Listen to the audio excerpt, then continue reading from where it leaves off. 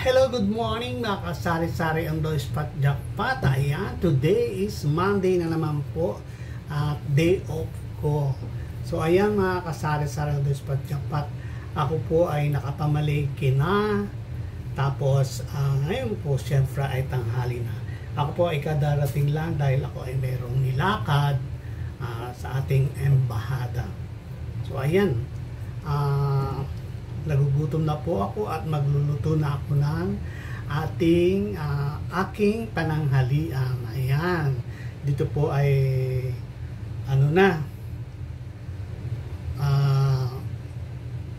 kumbaga ay oras na ang ikakain, alas 12 in punto na.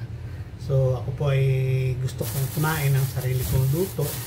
Ayan, at tayo ay magluluto ng malunggay soup. Ayan, lalagyan po natin ng malunggay ang ating sabaw. Ayan, yan po hinugasan ko na, na-drain ko na. Tapos hindi ko tinagal yung mga sanga-sanga kasi nga yung masustansya rin daw yung mga sanga-sanga, kailangan ng mga gurang. Tapos ito gagamitin ko. Ayan, ito po ay crab corn soup.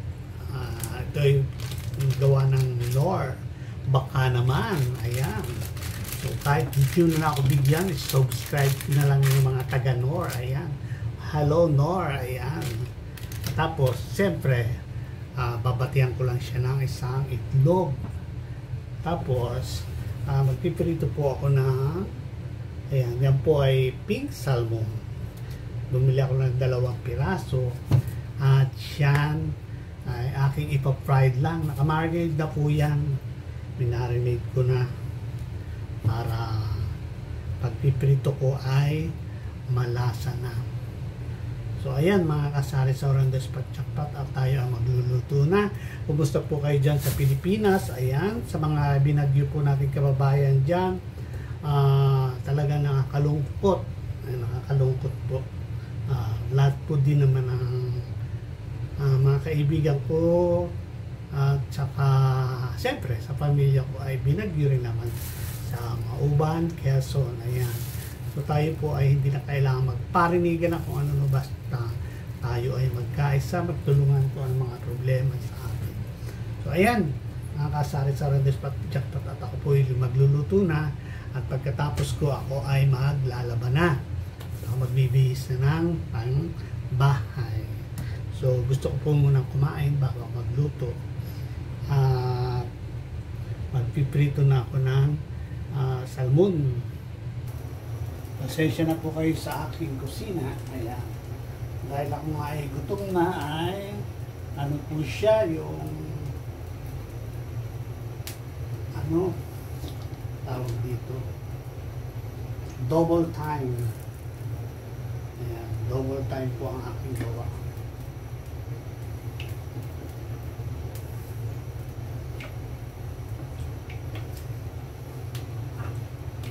Ayan, tapos dito naman po ang ating luluto na soup.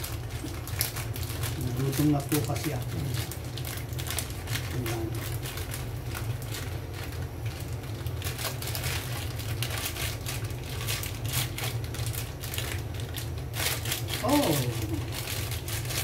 Tapos bakit ako napapasok?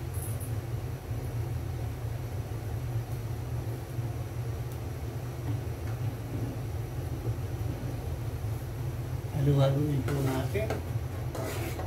Kaya baka ito ay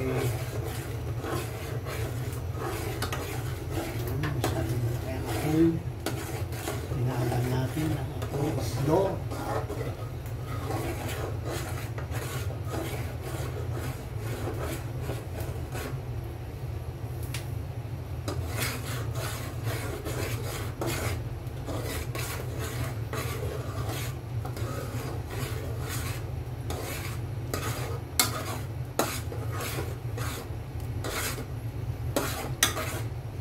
Kulang po natin yan kahit mga 5 minutes lang.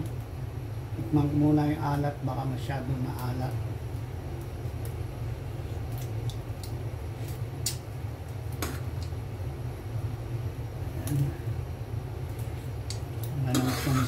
siya. Naglalagay na rin ako ng salmon para ano.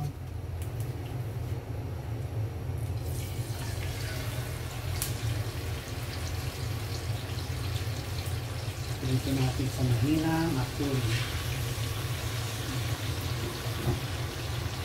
Nilagay ko na po ang ating salmon. Continue ko lang po yung paghalo nito. Baka ano siya yung ilagay na rin natin ang malunggay, leaves.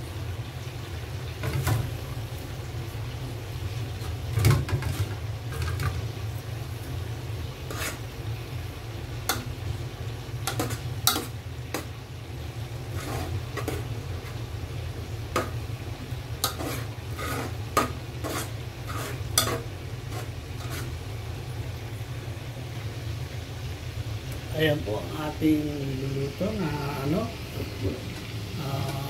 malunggay leaves, corn soup with malunggay. Atin lang pong pakuluin siya. Tapos ang ating salmon, slow cooking lang po. Ayan. Mainit po dito sa kusina. Ayan, nagkulong-kulo na. Eh, lagyan na natin ng itlog. Yan. Bati-batiin lang natin ng itlog. Yan. Yan. Yan po ay panalo na.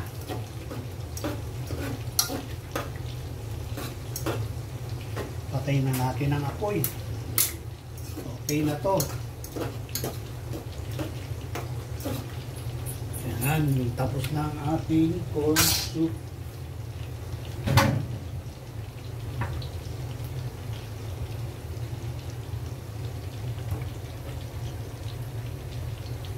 Yan po, tikman natin.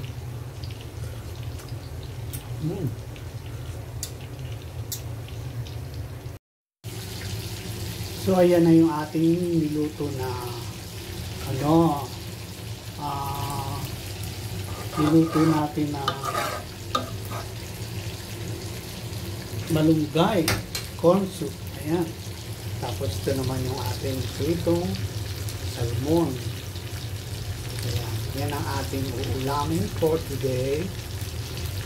Mga kasari-sari ang best part ng pan. Tapos nakabili ako dito ng ano to, yung avocado. Ayan. Avocado yan. Yan ang ating ano.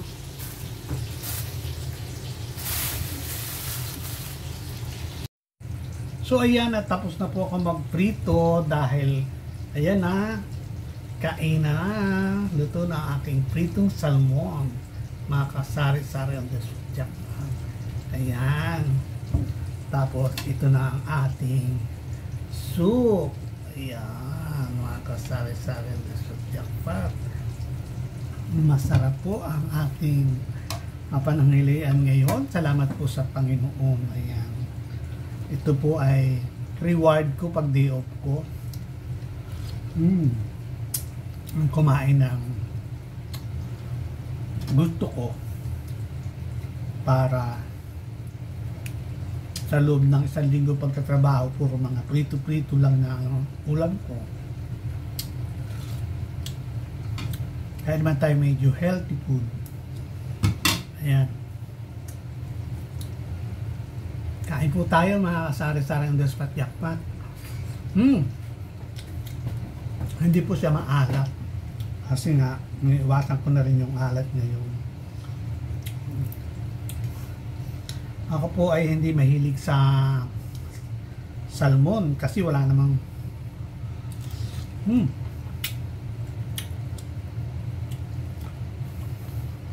maalat yung pang-mix. Sabi ko lang po yung pang-mix, pang-marinate. Sa susunod, hindi na ako magagamit ito.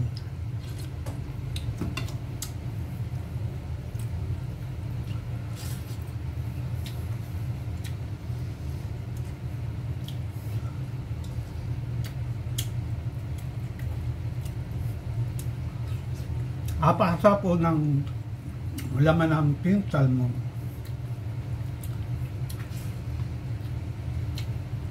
Yung aking food ay yung soup medyo manamis-namis dahil sa corn soup with crab. Ito po ay Chinese style, produkto ng Pilipinas.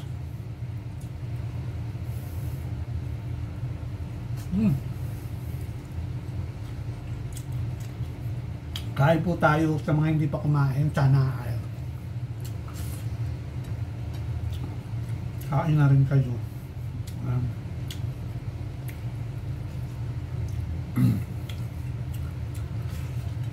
At pagkatapos naman po nito ay trabaho na naman, maglalaban na naman ako ng aking mga damit, uniform.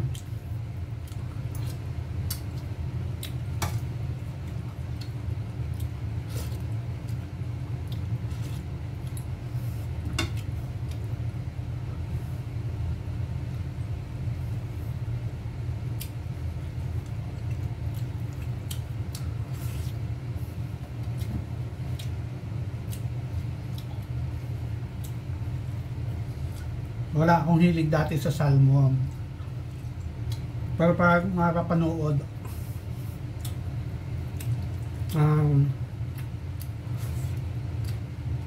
maganda raw sa puso ang omega na nakukuha sa salmon. So ayan, kahit di ko naman kinagis ng kainin. Alam niyo po ba sa isla ang nadalat ko kung kinakain doon? Yung mga yabak sa Pilipinas, maliit pa ako. Na estudyante pa lang ano. Madalas namin ulamin nun yung balilit. Susupo yun na kulay black. Nakukuha po yan doon sa, kung tawagin sa amin ay sitio pait.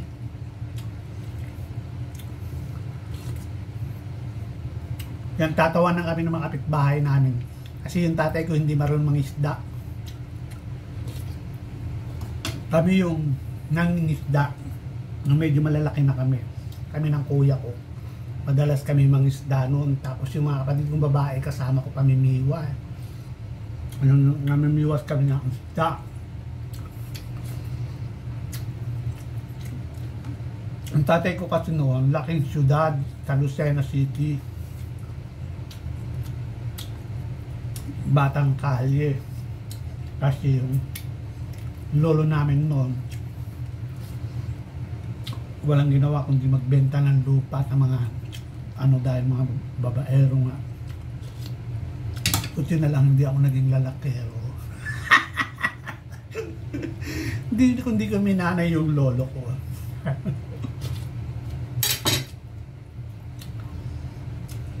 Ngayon po ay joke lang. Pero hindi ko talaga totoo yung ano, yung sa lolo ko.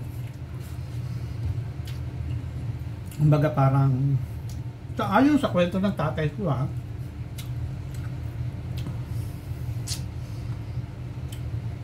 parang minarites niya sa akin. Ikaw ay huwag magiging babaero ha. Dahil ang lolo mo, babaero. Kala kasi ng tatay ko noon, babaero. Hindi niya pagtalikon niya, lumarampa ako na. Ayan mga kasala-sala ang gusto ng napakwento na tuloy ako na hindi dapat ikwento. Maraming salamat po sa aking mga subscriber. Ayan. Patuloy pa rin po tayo mag-ingat. Siyempre, hindi naman pagkatapos ng bagyo ano na, okay na. Nandun tayo sa, yun yung pinakamahirap aftermath, yung baga, magliligpit tayo ng mga kalat, yung mga dahon-dahon, yung mga sanga-sanga, yung mga damit na nabasa, lalabhan natin, ayan. Tapos yung mga bahay na sira ang bubong, i-repair. Nako, alam ko yan dahil Nung araw, pag nasaliktad yung parid namin bubong, kasi hindi naman kami makakabili nung yung lambat na panlagay sa bubong na pawid para hindi mabubuklat ng hangin.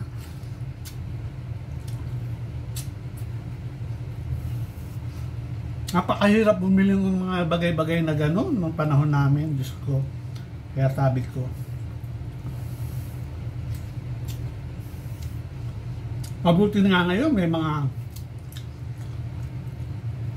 dumarating niya mga ayu-ayuda, Diyos ko. Nung araw, walang ayu-ayudang ganyan. Kaya mga umaasa sa ayuda dan, ha? Di ba niyo alam na nabigyan tayo ng 6 na kilong bigas, tapos 5 pirasong sardinas, tapos may, pag sinuswerte, may meatloaf. Ayan, tapos hindi mo alam, ang kakuha pala niya, bilyon. Mario po. So, ayan, mga kasari-sari ang Despot Jackpot. Maraming salamat po. Ayan. Pasensya na po sa mga video ko na simple lang.